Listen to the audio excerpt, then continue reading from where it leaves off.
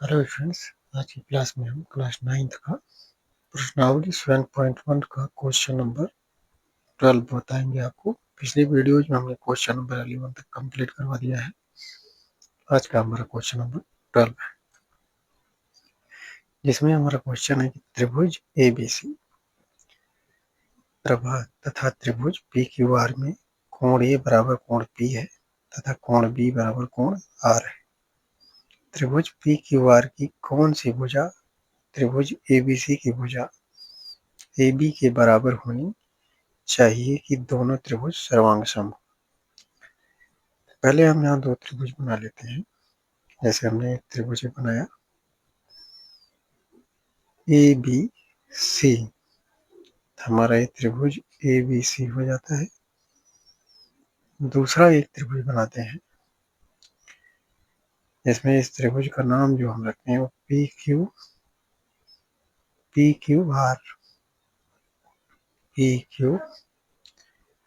हो जाता है।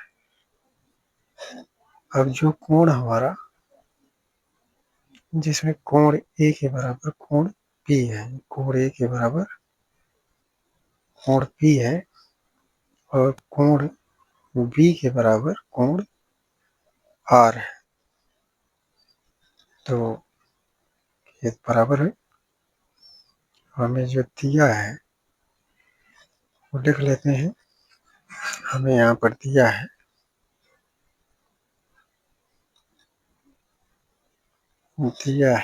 त्रिभुज ABC तथा त्रिभुज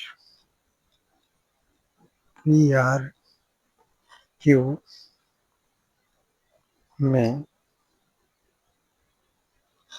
कोण A के बराबर कोण P है।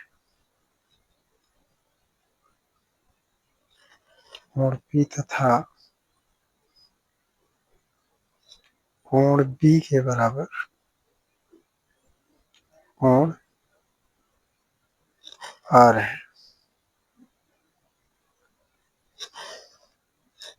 चूंकि हम ये कह सकते हैं त्रिभुज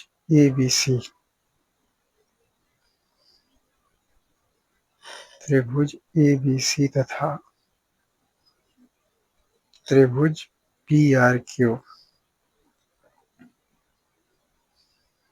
के संगत कोण बराबर है। संगत कोण बराबर है, तो देख सकते हैं कि इसका B और इसका R के बराबर है, ये P के बराबर है।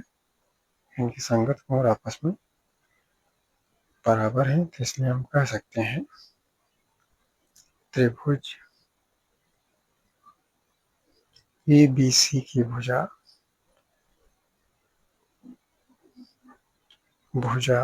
AB PR त्रिभुज PRQ की भुजा यहाँ जो त्रिभुज PRQ की भुजा है PR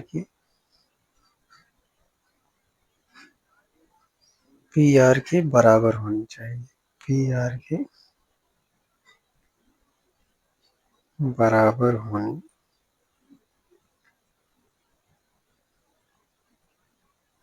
चाहिए, तब ये दोनों त्रिभुज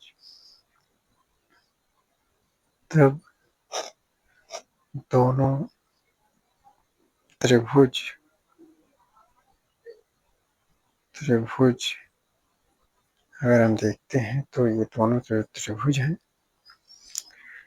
एंगल साइड एंगल, इनकी जो दो भुजाएं हैं और जो कोण है वो बराबर मिलते हैं। कह सकते हैं कि एंगल साइड एंगल नियम द्वारा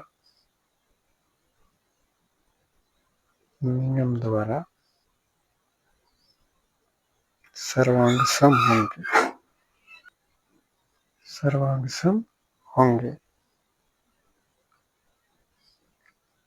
इस प्रकार से हमारा जो क्वेश्चन नंबर 12 था ये सॉल्व हो जाता है। अब हम चलते हैं क्वेश्चन नंबर 13 पर। क्वेश्चन नंबर जो 13 हमारा है, इसमें दिया है कि दिए गए चित्र में कोण बी डैश ए डैश सी डबल डैश की मान ज्ञात कीजिए। यहाँ हमें दो चित्र दे रखे हैं। पहले जो दिया है वो हम लिख लेते हैं। हमें दिया है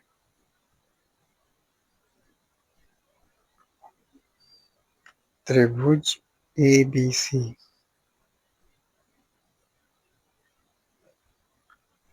तथा त्रिभुज A dash B dash C double dash में हमें दिया है कि जो AB है वह A डैश B डैश के बराबर है। तो हम लिख सकते हैं AB बराबर A डैश B डैश, जो कि हमें 6 सेंटीमीटर ये दिया है। 6 सेंटीमीटर दिया है। दूसरा जो दिया हमें कोण B के बराबर कोण B डैश है। हम देख सकते हैं कोण B बराबर कोण B डैश है, जो कि 60 अंश के बराबर है। ऐसे हम देख सकते हैं कि जो BC है वो B dash C double dash के बराबर है। तो हम लिख सकते हैं BC बराबर, यहाँ से मिल जाएगा B dash C double dash, जो कि 6 सेंटीमीटर दिया हुआ है। तो हम इस प्रकार से कह सकते हैं कि जो त्रिभुज है साइड एंगल, साइड इसकी दो भुजाएं एक कोण बराबर है। तो हम कह सकते हैं इसलिए त्रिभुज ABC सर्वांगसम होगा त्रिभुज A dash B dash C double dash के साइड एंगल से। अब जो हमारा कोण A है वो कोण A डैश के बराबर होगा। किस नियम से? क्योंकि दोनों त्रिभुज सर्वांगसम है, CPCD नियम से बराबर हो जाएगा। कोण A जो है कोण A डैश के बराबर हो जाएगा। तो हम यहाँ लिख सकते हैं तब कोण A बराबर कोण A dash 3x is equal to, जो कोण A का मान है वो 3x है और कोण A डैश का मान 2x प्लस 20 है। यहाँ से आ जाएगा 2x प्लस 20, यानी कि इसको हम सॉल्व करेंगे तो आ जाएगा 3x माइनस 2x, इसको लेफ्ट साइड लाएंगे, इक्वल में आ जाएगा 20। यहाँ से 3x 2x घटाएंगे तो x इज इक्वल टू आया 20। इस तरह से जो कोण A की वैल्यू हमें मिल जाएगी, वो कोण A की वैल्यू हमें मिल जाएगी। कोण A बराबर कोण A इज इक्वल टू, जो हमें दे रखा है 2x प्लस 20, इसका मान निकालेंगे।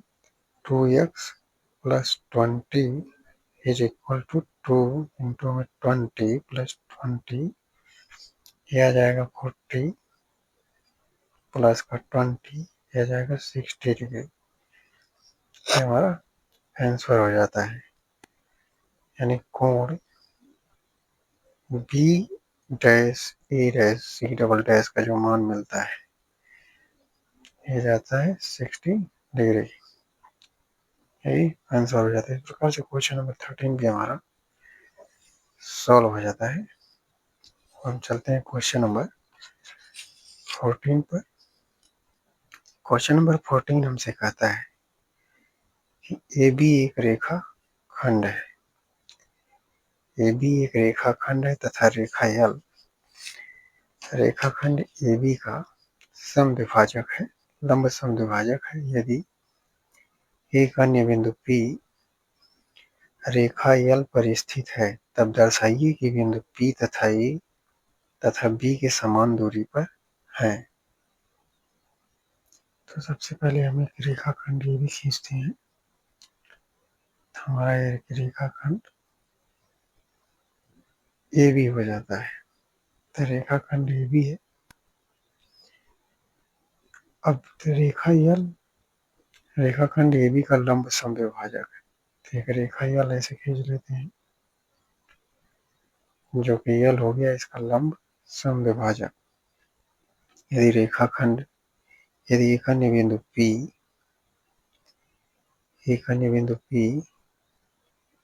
जैसे कि एक बिंदु मान लेते हैं जो कि P है, कह रहा है कि P रेखा यल पर स्थित है, जैसे कि रेखा यल पर एक अन्य बिंदु P स्थित है, तब दर्शाइए कि P A तथा B से समान दूरी पर है।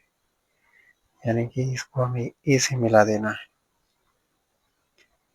और B से मिला देना है, और हमें ये दर्शाना है कि जो P बिंदु है A तथा B से क्या है, समान दूरी पर है। ये समान दूरी पर है, हमें बताना है। पहले हम जो दिया है लिख लेते हैं। हमें दिया है कि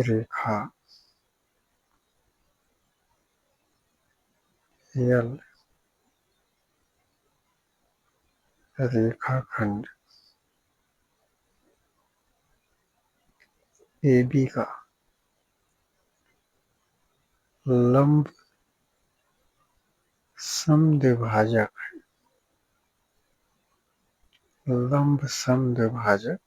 है। इस प्रकार से हम कह सकते हैं कि जो इस बिंदु को मान लेते हैं ए सी, इस प्रकार से हम कहते हैं जो हमें दिया है ए सी के बराबर क्या है, बी सी है। हम लिख सकते हैं चूंकि, इसलिए ए सी बराबर बी सी, हम इस समीकरण नंबर 1 मान लेते हैं। और जो हमारे कोण बनेगा, कोण ए सी पी, कोण ए सी पी कोण बी सी पी की क्या होगा, बराबर होगा। तो यहाँ से मिल गया कोण ए सी पी बराबर हो जाएगा कोण बी सी पी। ये हो जाता है समीकरण नंबर 2। ये दो बातें हमें दिया हुआ है चित्र। अब हमें सिद्ध क्या करना है, सिद्ध करना है कि जो P बिंदु है, P A तथा B से समान दूरी पर है, A तथा B से समान दूरी पर है। अर्थात हमें ये सिद्ध करना है कि जो पी ए है वो पी बी की क्या है, बराबर है। तो हम यहाँ लिख सकते हैं अर्थात हमें सिद्ध करना है पी ए बराबर पी बी। अब हम दोनों त्रिभुज ले सकते हैं, त्रिभुज पी सी ए और त्रिभुज पी सी बी में। तो यहाँ लिखेंगे त्रिभुज पी सी ए तथा त्रिभुज पी सी बी में। हम देखें तो त्रिभुज पी सी बी में जो पी सी है वो उभयनिष्ठ है। तो हम यहाँ लिख सकते हैं पी सी बराबर पी सी, जो कि क्या है, उभय निष्ठ है। इस तरह से कोण जो ACP है कोण BCP के बराबर त्रिभुज में मिला था। हम यहाँ लिख सकते हैं कोण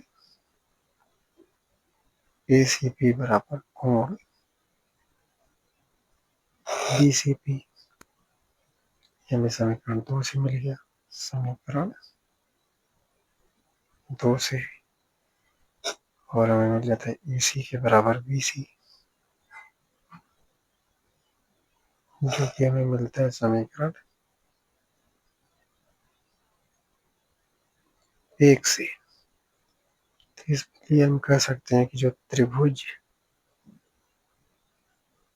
PCA है वो सर्वांग सम होगा त्रिभुज PCB के। जब त्रिभुज PCA त्रिभुज PCB के सर्वांग सम होगा तो हम कह सकते हैं PA जो है PB के क्या होगा, बराबर होगा। यानी कि CPCT नियम से PA बराबर क्या हो जाएगा, PB। CPCT नियम से ये बात हमारी सिद्ध हो जाती है और क्वेश्चन नंबर जो 14 था सॉल्व हो जाता है। अगला हमारा है क्वेश्चन नंबर 15। क्वेश्चन नंबर 15 में हमारा कह रहा है कि दिए गए चित्र में त्रिभुज ABC तथा त्रिभुज ABD इस प्रकार है कि AD बराबर BC है, कोण 1 के बराबर कोण 2 है तथा कोण 3 बराबर कोण 4 है। तब सिद्ध कीजिए कि BD बराबर AC होगा। यानी कि हमें BD के बराबर AC सिद्ध करना है। जो त्रिभुज हमें दिया है ABC दिया है, त्रिभुज हमारा ABC है और दूसरा त्रिभुज है ABD है।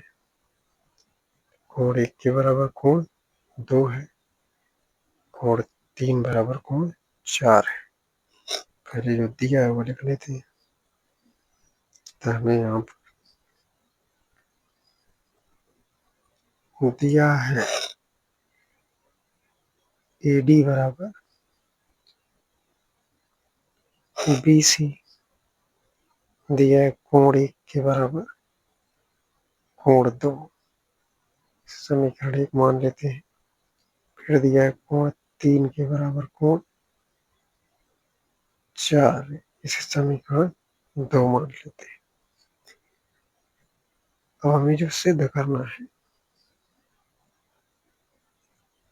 सिद्ध करना है कि BD के बराबर AC है। यानी हमें सिद्ध करना है BD बराबर AC। तो हम क्या करेंगे, समीकरण 1 में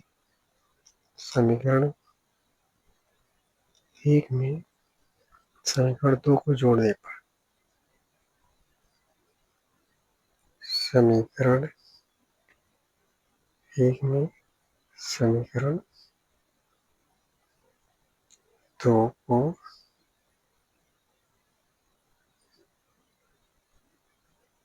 जोड़ने पर हम समीकरण 1 में समीकरण 2 को जोड़ेंगे। अगर समीकरण 1 में समीकरण 2 को जोड़ते हैं, जैसे कि 1 + 3 करते हैं, समीकरण 1 में समीकरण 2 को जोड़ेंगे तो हमें जो ये मिलेगा DAB, इसमें त्रिभुज मिल जाएगा। यहाँ 2 में 4 जोड़ेंगे तो यहाँ हमें त्रिभुज CBA मिल जाएगा। तो हम समीकरण 1 में समीकरण 2 को जोड़ते हैं तो यहाँ आ जाएगा कोण 1 + कोण 3 बराबर कोण 2 + कोण 4 हो जाता है। इस प्रकार से